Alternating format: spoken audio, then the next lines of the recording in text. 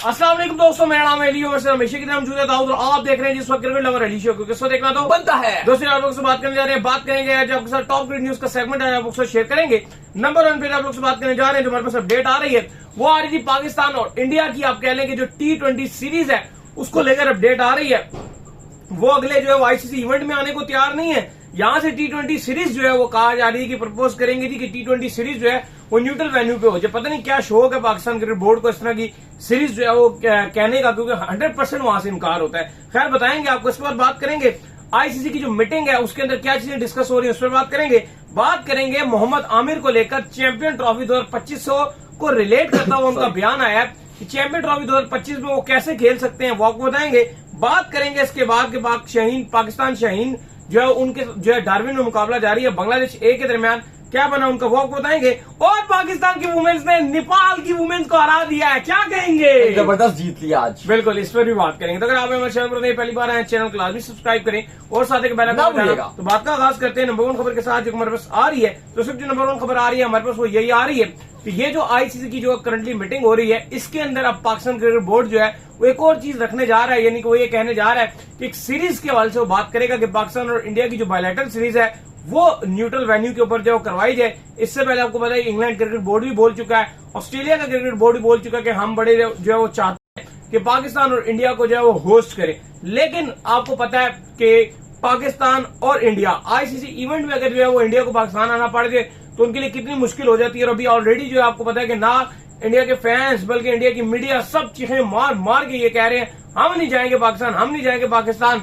तो ऐसी सिचुएशन में जहां वो आईसीसी के इवेंट खेलने के लिए आपके मुल्क आने को तैयार नहीं है, सीरीज का क्या देना, मेरे ख्याल में ये बचकाना अमली, आप कहेंगे। देखें इस पर जो ये स्टोरी, आपको पहले थोड़ा सा इसका बैकग्राउंड भी बता दें कि जो सलमान नसीर हैं वो ऑलरेडी 2 दिन हो चुके हैं जो रवाना हो चुके थे। जो आईसीसी की मीटिंग है 2 बंदे पाकिस्तान की तरफ से शरीक हो रहे हैं। एक पाकिस्तान के सीईओ सलमान नसीर इस मीटिंग में शिरकत कर रहे हैं और एक जो चेयरमैन मोहसिन नकवी है वो भी अब तो पहुंच चुके हैं कोलंबो में। हमने आपको कल भी रिपोर्ट किया था, वो रवाना भी हो गए थे जब। लेकिन अली साहब जो इंपॉर्टेंट चीज है, एक अखबार है पाकिस्तान का टीवी चैनल भी, उसका ये दावा है और उनके जो जर्नलिस्ट है उनका भी ये दावा है कि पीसीबी में जब रवाना हो रहे थे सलमान नसीर तो उन्होंने जाते हुए इस बात की कंफर्मेशन दी है। ये हम बात नहीं कर रहे, उस अखबार का और वो जो टीवी चैनल है उसका ये दावा है कि उस टाइम जब वो जा रहे थे तो उन्होंने कहा था कि वो साइड पर बात करेंगे जय शाह के साथ कि पाकिस्तान और इंडिया की T20 सीरीज होनी चाहिए। शेड्यूल और तारीख और टाइम बाद में डिसाइड कर लेंगे, जब पाकिस्तान भी वेला होगा, इंडिया भी फ्री होगा, उस टाइम 3 T20 मैचेस की पॉसिबल है या व्हाटएवर जो भी देखा जाएगा वो करवा लेंगे न्यूट्रल वेन्यू पे। क्योंकि आपको पता है इससे पहले ऑस्ट्रेलिया बार बार हॉकले और वहां के बाकी जो सीईओ हैं डिफरेंट उनके, आप कह लो कि वहां से जो है वो हमेशा स्टेटमेंट आ रहे होते हैं। कभी क्रिकेट ऑस्ट्रेलिया के सीईओ का आ रहा होता है, कभी उनके चीफ एग्जीक्यूटिव का बयान आ रहा होता है कि हम पाकिस्तान को होस्ट करने के लिए तैयार हैं, साथ इंडिया के साथ ऑस्ट्रेलिया को भी होस्ट कर लेंगे, ट्राई नेशन सीरीज खेल लेंगे, ट्राई नहीं तो बायलैटरल खेल लेंगे, कुछ ना कुछ करके खेल लेंगे। इंग्लैंड की तरफ से भी बयान आते रहते हैं कि हम पाकिस्तान इंडिया दोनों को ट्राई नेशन सीरीज में होस्ट कर लेंगे। तो इस पर अब पीसीबी का मौकफ ये आ रहा है, जो सलमान नसीर है सीईओ, जो खबरें ये चल रही हैं कि वो वहां पर बात करेंगे। लेकिन अली साहब इसमें जो हैरानी वाली बात है वो ये है कि अगर पाकिस्तान जो आप कह लो कि पाकिस्तान क्रिकेट बोर्ड के ये सलमान नसीर अगर ये वहां पे प्रपोज करते हैं और जय शाह से बात करते हैं, वैसे तो कभी इम्कानात हैं कि जय शाह शायद इस प्रपोजल पे ना माने, लेकिन बात यह कि एक तरफ आईसीसी की जो मीटिंग होने जा रही है इस पर हमारा यानी कि पाकिस्तान का मौकफ इस पर यह होने जा रहा है कि भाई इंडिया को आना चाहिए, पाकिस्तान आके खेले। दूसरी तरफ अगर हम न्यूट्रल वेन्यू पे बायलैटरल सीरीज की अगर बात कर रहे हैं तो इस पर बहुत ज्यादा ये चीज चलती है कि तो हम खुद उनको एक हाइब्रिड मॉडल की तरफ लेके जा रहे हैं। लेकिन इस पर एक और चीज भी है, अगर आप इसका दूसरा रुख देखोगे तो काफी लोग इस चीज को रिलेट कर रहे हैं कि भाई पाकिस्तान अपना मौकफ खुद ही खराब कर रहा है। लेकिन एक तरह से वो शायद पीसीबी की स्ट्रेटजी मुझे लगता है कि वो थोड़ी सी डिफरेंट भी है इसमें, इस मामले में डिफरेंट है। इस मामले में मुझे ये फील हो रहा है कि जब वो बात करेंगे बायलैटरल्स की बात करेंगे कि यार चलो, क्योंकि देखो इंडिया का जो मेन मसला है ना, आईसीसी इवेंट में तो खेलते हैं, उनकी गवर्नमेंट उनको अलाउ करती है, मेन मसला आता है कि बायलैटरल्स इश्यूज, बायलैटरल सीरीज में खेलने का मसला आता है। तो अगर वो इस हवाले से प्रपोज करते हैं या उनसे बात करते हैं, जय शाह के साथ मोहसिन नकवी बात करते हैं या सलमान नसीर ये बात करते हैं कि आप हमारे साथ T20 खेलें न्यूट्रल वेन्यू पे, तो मुझे लगता है कि जाहिर एक अच्छे माहौल में एक बात होगी। बेशक वो उनका फैसला जो भी होता है, तो कहीं ना कहीं जो पाकिस्तान और जो इंडिया को चैंपियंस ट्रॉफी के लिए पाकिस्तान आना है वो चीज भी थोड़ी सी आप कह लो कि अच्छा, वो इससे पहले ना इंग्लैंड क्रिकेट बोर्ड के सीईओ का बयान आया था, हाँ। ऑस्ट्रेलिया के सीईओ का बयान आया था। उन्होंने कहा था कि हम ये चाहते हैं कि पाकिस्तान जो इंडिया है इन दोनों की सीरीज जो न्यूट्रल वेन्यू पर करानी चाहिए, जिसके ऊपर बीसीसीआई के एक रुकन है वो आए थे और उन्होंने कहा था बीसीसीआई ऐसा कोई इरादा नहीं रखता कि वो पाकिस्तान के साथ सीरीज खेले। नहीं, उन्होंने आंसर भी कर दिया। नहीं, मैं जो खाली ये बात करूं वो तो ऑब्वियसली आप बात ठीक कर रहे हो। उनका बायोलेटरल्स का भी पता है हमें कि वो उनकी गवर्नमेंट ही अलाउ नहीं करेगी, वो डायरेक्ट बोल देंगे कि ये हम इसको मना कर रहे हैं। लेकिन मैं आपसे ये मैं बात कर रहा हूं, मैं पॉइंट ये उठा रहा हूं कि मे भी पीसीबी के माइंड में ये हो कि अगर वो बायोलेटरल की ऑफर कराएंगे या बात करेंगे तो जाहिर है ये एक अच्छे माहौल में बात होगी। जो हम पास में बात कर रहे थे कि जो वर्ल्ड कप का फाइनल था बारबेडॉस में, मोहसिन नकवी को इन्वाइट किया गया था, वो अमेरिका में मौजूद है, वो नहीं गए थे। तो मैं ये बात कर रहा हूं कि अब चूंकि वो वहां जाएंगे, जय शाह से 1-to-1 मुलाकात होगी। आज बड़ी इंपॉर्टेंट मीटिंग चल रही है ऑलरेडी और कल भी बड़ी इंपॉर्टेंट मीटिंग है। आज भी उम्मीद की जा रही है कि बड़े कुछ फैसले भी हो सकते हैं, कुछ बड़ी खबरें भी बाहर निकल सकती हैं। तो मैं बात कर रहा हूं कि जब वो बायोलेटरल की अगर ऑफर करवाती हैं तो जाहिर है मैन टू मैन बात होगी, एक अच्छे ताल्लुकात में बात होगी, एक अच्छे माहौल में बात होगी। उसमें वो शायद चैंपियंस ट्रॉफी के लिए भी कायल करें कि आप अपनी गवर्नमेंट से बात करें। मैं उस पॉइंट ऑफ व्यू से बात कर रहा हूं क्योंकि अभी जो मसला है ना, जो मैं बात करना चाह रहा हूं वो ये है कि अभी बोर्ड्स की भी मामलात नहीं है, बातचीत नहीं है। जैसे पहले हम अक्सर देखते थे कि बीसीसीआई और पीसीबी के अच्छी राब्ते होते थे। अभी मोहसिन नकवी क्योंकि ज़का अशरफ की इनके साथ अच्छी ताल्लुकात थे, या आप पीछे जाओ तो शहरयार आपके जो थे, शहरयार खान, अब अल्लाह ने जन्नत नसीब करे, वो अब नहीं रहे, लेकिन उनके ताल्लुकात बड़े अच्छे थे बीसीसीआई के साथ। इवन आप कह लो गवर्नमेंट के नहीं थे, लेकिन बीसीसीआई के साथ ताल्लुकात बड़े अच्छे थे उनके। तो मैं अब ये बात कर रहा हूं कि जो मोहसिन नकवी अभी तक उनकी मुलाकात नहीं हुई, तो मे भी अगर जय शाह से जिनकी मुलाकात होती है, अच्छे नोट पे होती है, तो शायद कुछ पॉजिटिव निकले। मैं मतलब इस पॉइंट ऑफ व्यू से बात करूं, ये बात नहीं कर रहा कि बायोलेटरल सीरीज हो जाएगी पाकिस्तान इंडिया की, ठीक है पीसीबी ऑफर करने जा रहा है, वो ऑब्वियसली सी बात है उनकी गवर्नमेंट मना कर देगी, लेकिन कहीं ना कहीं चलो इस बहाने बात तो होगी, इनकी अच्छे माहौल में बात होगी। तो शायद जो चैंपियंस ट्रॉफी को लेकर इतनी रुकावटें बनी हुई है, कोई बातचीत नहीं हो रही।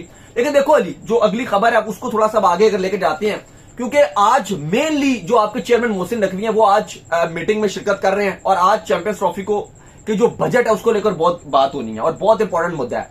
क्योंकि देखो कल भी हम ये की बात कर रहे थे, अगर आपने हमारा शो देखो, हम ये बात कर रहे थे कि अगर तो एक ही बजट अनाउंस किया गया तो फिर तो समझ लो ना कि आपके मतलब चीजें जबरदस्त नजर आ रही है कि चैंपियंस ट्रॉफी पाकिस्तान में ही होने जा रही है।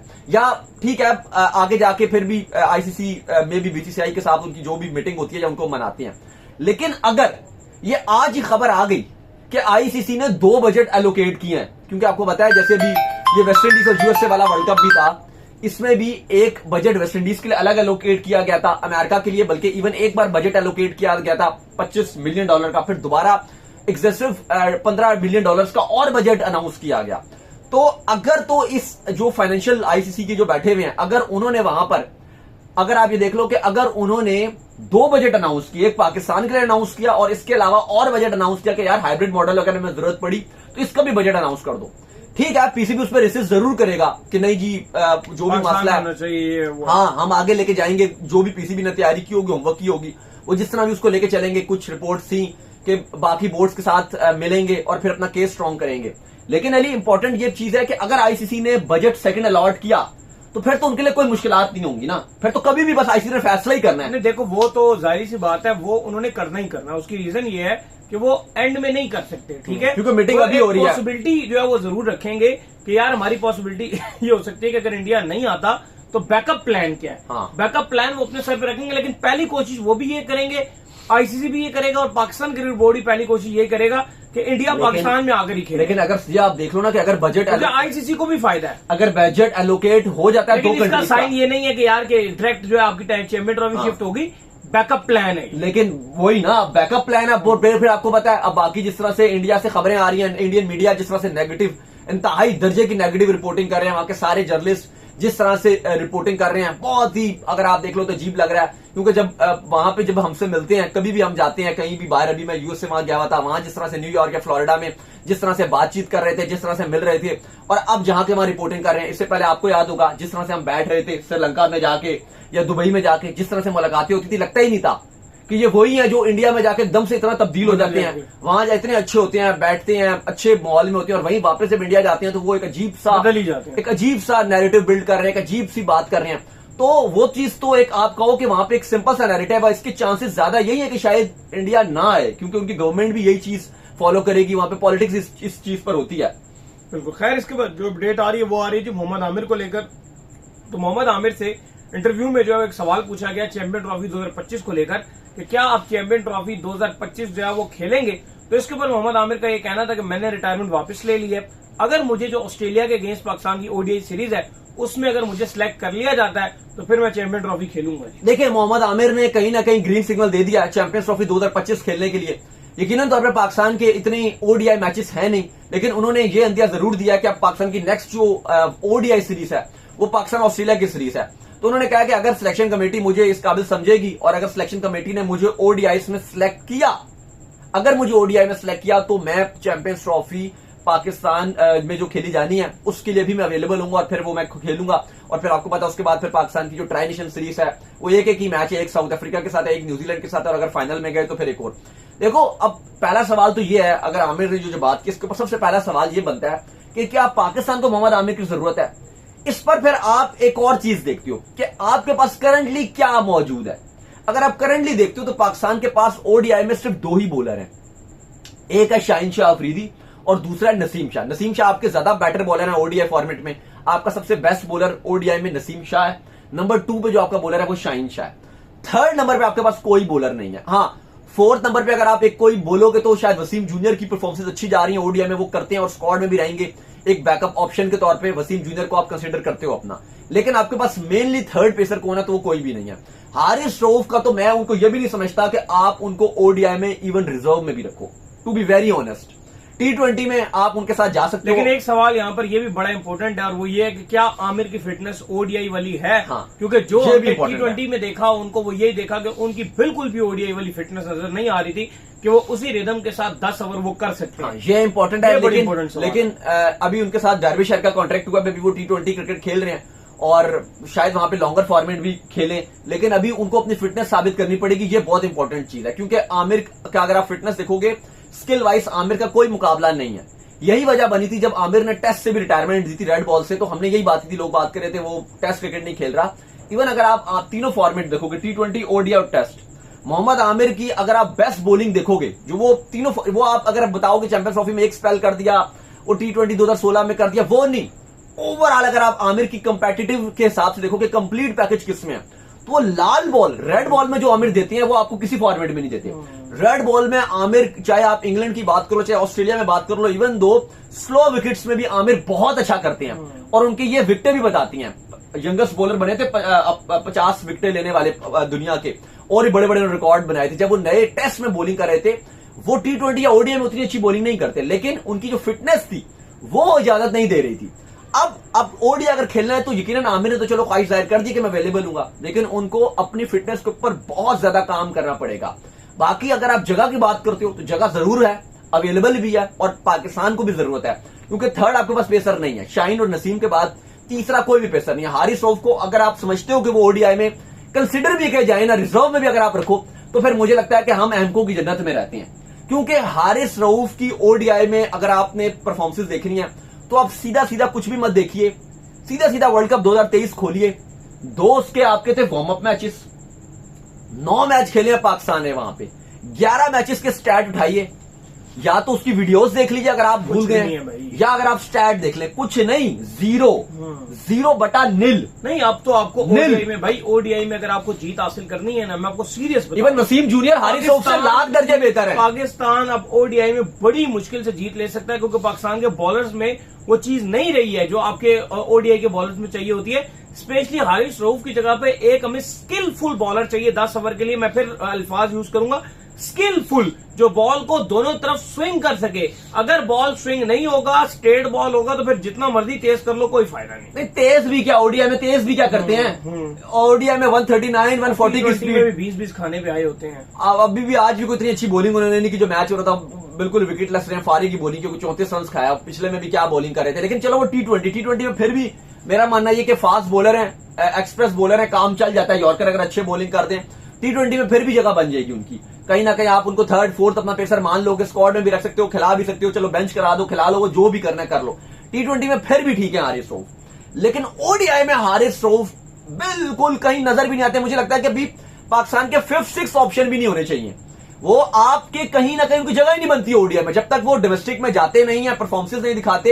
हारिस रऊफ को बिल्कुल ही एक्सपोजर नहीं है यार ओडीआई का, ना वो उनकी बॉलिंग में कभी नजर आता है कि वो किसी ओपोनेंट टीम को तंग कर रहे हैं। तो आमिर उस लिहाज से अगर आप देखते हो तो आमिर आपके थर्ड बॉलर, अगर अपनी वो फिटनेस ठीक करते हैं मोहम्मद आमिर, तब वो आपके थर्ड बॉलर बन सकते हैं। बाकी अगर आप देखते हो एहसानुल्लाह, आपके पास ऑप्शन में क्या ऑप्शन है? अगर आप देखते हो धानी है, वो भी आप कंसिडर नहीं कर सकते, उनकी परफॉर्मेंसेस भी बिल्कुल ही नॉर्मल नजर आ रही हैं। हसनैन हो गए, धानी हो गए, ये बिल्कुल ही अगर आप देखो तो ऑर्डिनरी बॉलर है। उस तरह से अगर आप इंटरनेशनली जाते हो कि आपको कि यार ये बहुत ही इंपैक्ट क्रिएट कर सकते हैं, तो ये दोनों उस लेवल के बॉलर नहीं है। ना धानी आपको नजर आते हैं, ना आपको हसनैन नजर आते हैं। एहसानुल्लाह के अंदर एक वो चीज नजर आती है, लेकिन अभी वो अनफिट है, उनको भी आपको लेकर आना है, वापसी करनी है। हाँ, अब जैसे खुरम शहजाद टाइप बॉलर हैं, ये ऐसे यंगस्टर हैं जो भी आगे आ रहे हैं, इन टाइप बॉलर्स के ऊपर आप इन्वेस्ट कर सकते हो। लेकिन फिलहाल ऐसा लग रहा है कि अगर मोहम्मद आमिर अपनी अवेलेबिलिटी साबित करते हैं और अपनी फिटनेस से पूरा काम करते हैं, तो बिल्कुल आपकी बॉलिंग भी अच्छी हो सकती है। शाहीन शाह अफरीदी, नसीम शाह, मोहम्मद आमिर, 3 ये फास्ट बॉलर हो जाएंगे। एक वसीम जूनियर ओडीआई में अच्छी बॉलिंग कर लेते हैं, शैम्पू उनको बड़ा लोग बोलते हैं। तो कहीं ना कहीं आपका कॉम्बिनेशन बन सकता है। आमिर जमाल को आप साथ एडजस्ट कर सकते हो, तो ठीक है, इस हिसाब किताब बन जाएगा। लेकिन आमिर को पहले अपनी फिटनेस साबित करनी पड़ेगी। खैर, इसके बाद जो हमारे पास अपडेट आ रही है जी, वो आ रही है जी के जो मैच आपको पता है कि डार्विन में जारी है, पाकिस्तान, शाहीन और बांग्लादेश जो है वो एक के दरमियान ये मुकाबला जो है वो हो रहा है। तो इस मुकाबले की अगर हम बात कर लें तो भाईजान इसके अंदर जो पाकिस्तान है उसकी पोजीशन काफी मुस्तहकम है जी। नहीं, बड़ा अच्छा खेला, क्योंकि आपको पता है पाकिस्तान शाहीन ने 467 रन बनाए थे और कल डिक्लेयर किया था 3 विकेट के नुकसान पे। बांग्लादेश कल बड़ा जबरदस्त बैटिंग करते हुए नजर आ रहा था और लग रहा था कि बहुत ही फ्लैट विकेट, और बांग्लादेश भी बड़ा अच्छा कर रहा था। लेकिन आज पाकिस्तान की तरफ से खुरम शहजाद छा गए भाई। खुरम शहजाद ने कमाल बॉलिंग की, याद होगा आपको ऑस्ट्रेलिया में भी अनफिट हो गए थे, लेकिन जब भी इनको मौका मिला था तो बड़ा इन्होंने इंपैक्ट क्रिएट किया था, कमाल गेंदबाजी किया है। 266 रन पे पूरी बांग्लादेश टीम को जो ऑल आउट कर दिया। 6 खिलाड़ियों को खुरम शहजाद ने आउट किया 72 रन देके। मोहम्मद अली ने भी अच्छी बॉलिंग की, 2 खिलाड़ी आउट किए 64 रन देके। ये भी एक ऐसे बॉलर है मोहम्मद अली जिनको T20 में उन्होंने बड़ी अच्छी बॉलिंग की थी। आप इनको भी वाइड बॉल में ट्राई कर सकते हो, डोमेस्टिक के प्रोडक्ट हैं, रेड बॉल में भी अच्छी बॉलिंग करते हैं, T20 में भी अच्छी कर रहे हैं, ओडीआई में भी आप अगर इनको प्रॉपर चांस दोगे तो ये कर सकते हैं। ये बॉलर है मोहम्मद अली हो गए, खुरम शहजाद हो गए, आप इनको अपनी हल्की सीरीज में आप ट्राई कर सकते हो।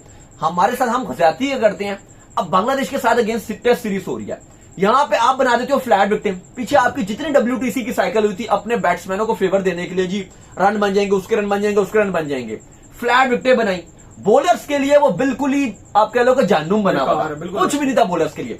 और उस बेस पे आप बॉलर्स को जज करके जो यंगस्टर्स थे उस बेस पे आप उनको किक आउट कर देते हो टीम से, तो ये ज्यादती है। बेहतर ये है कि जहां फास्ट बॉलर्स को हेल्प मिले वहां पे आप यंगस्टर्स को चांस दो। बाकी दुनिया भर की कंट्रीज अपने फास्ट बॉलर्स को चांस देती है, सबके पूल में 8-8, 10-10 फास्ट बॉलर है। इवन इंडिया, उसके पास भी फास्ट बॉलर क्यों आ गए हैं भाई, उन्होंने चांस दिया है। बिल्कुल ऐसे आज अगर हम यहां बोलते हैं, लोग बोलते हैं जी, फैंस बोलते हैं जी पाकिस्तान में तो फास्ट बॉलिंग टैलेंट ही ना, भाई क्यों टैलेंट नहीं है, भरा हुआ पाकिस्तान में टैलेंट। मसला यह है कि हम फास्ट बॉलर्स को चांस ही नहीं देते। जब वही 4 नए हैं और वही 2-3 पुराने हैं, हसन अली है, हसनैन है, दानी है, उन्हीं को लाओगे, उन्हीं को वापस कर दोगे, फिर कोई इनमें से इंजर्ड होगा या कोई मेन बॉलर आपका अनफिट हो जाएगा, दोबारा से आप वही दानी, हसनैन, हसन अली, इन्हीं में से किसी एक को लाओगे और वापस बाहर कर दो, फिर आप कहोगे जी टैलेंट ही नहीं हो। भाई और भी पूल है, इनके अलावा भी बहुत पूल है आपका। आप देखो खुरम शहजाद जैसे बॉलर्स के पास, आप मोहम्मद अली की तरफ जाओ, आपकी जो डिफरेंट सीरीज है उनमें चांस दीजिए आप, ताकि ये भी पाकिस्तान की नुमाइंदगी कर सके और पाकिस्तान का जो फास्ट बॉलिंग पूल है वो बढ़े। पहले क्या होता था कि फास्ट बॉलर्स को चांस पूरा दिया जाता था, अब वो है ही नहीं चीज, ना स्पिनर्स को आप चांस देते हो ना फास्ट बॉलर को चांस देते हो। फिर यहाँ पे एक ही चीज चलती है, भाई हमारे पास तो टैलेंट ही नहीं है। बिल्कुल। खैर, इसके बाद जो अपडेट आ रही है हमारे पास, वो आ रही है अपडेट जो वुमेन्स का मैच खेला गया, Pakistan women's versus Nepal women's जो है वो आमने सामने हुई, तो ऐसा लगा कि मुकम्मल तौर पर वन साइड जो है पाकिस्तान वुमेन्स ने जो है मार दिया। लेकिन पता नहीं इंडिया के अगेंस्ट इनको क्या हो जाता है, अदरवाइज तो बड़ी अच्छी क्रिकेट खेली। नहीं, आज कमाल कर दिया वुमेन्स ने, क्योंकि इंडिया के अगेंस्ट हार के बाद बड़ा ही फैंस डिसअपॉइंट भी थे, क्योंकि मेंस टीम भी हार गई थी, फिर ये भी हार गए थे, तो टोटली दुख मिल रहा था। तो फाइनली आज जो पाकिस्तान की वुमेन्स है उन्होंने नेपाल के अगेंस्ट कमाल क्रिकेट खेली है। पहले नेपाल की जो वुमेन्स थी उनको 108 रन पे ऑल 6 उनके आउट कर दिया 20 ओवर में, उनको रोक दिया 108 पर। और फिर जब पाकिस्तानी वुमेन्स ने बैटिंग करना शुरू की तो भाई कमाल कर दिया, 11.5 ओवर्स में 110 रन बना के सिर्फ 1 विकेट गिरी थी और 9 विकेट से मैच जीत लिया। फिरोजा भी छा गई और मुनीबा भी छा गई साहब। फिरोजा ने 57 रन बनाया और अली की जो फेवरेट मुनीबा है उन्होंने 46 रन बनाया, जिसमें उन्होंने 8 चौके मारे। तो फिरोजा और मुनीबा अली की फेवरेट है, दोनों कमाल हो गए। खैर, उम्मीद करते हैं आज हमारा शो आपको आएगा पसंद आया। वीडियो को लाइक कीजिए, हमारे चैनल को सब्सक्राइब कीजिए, साथ ही बेल आइकन बजाइए, एक और काम कर लीजिए, वही कर लीजिए। इंस्टाग्राम के ऊपर जो है वो आप जाइए, इनको फॉलो कीजिए। इंस्टाग्राम पे मुझे फॉलो कर लीजिए, वहां पे मैं मौजूद हूं, दाऊद क्रिकेट के नेम से। अगर आपको कोई सवाल हो तो भेजिए, को भी फॉलो कीजिए। ऑफिशियल के नाम से लिंक डिस्क्रिप्शन में मौजूद है, जाइए फॉलो कीजिए। सुनते हैं नेक्स्ट वीडियो में।